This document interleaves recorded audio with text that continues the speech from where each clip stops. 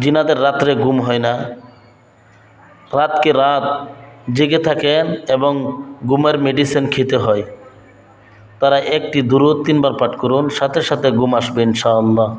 এটা আমার কথা নয়, আল্লাহ রাসূল সাল্লাল্লাহু আলাইহি সাল্লাম বলেছেন, জিনাদের রাত্রে ঘুম হয় না, একটি দুরূদ শরীফ যদি 3 বার পাঠ করে সাথে সাথে ঘুম আসবে।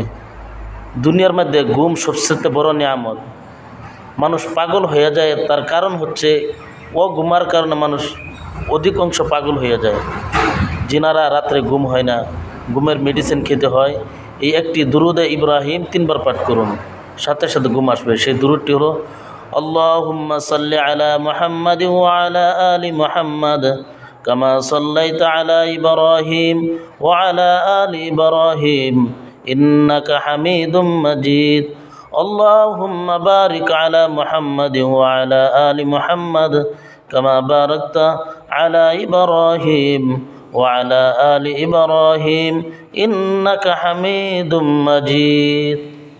রাত্রে ঘুমানোর সময় বিছানায় শুয়ে এই দোয়াটি পাঠ করুন, ইনশাআল্লাহ ঘুম আসবে।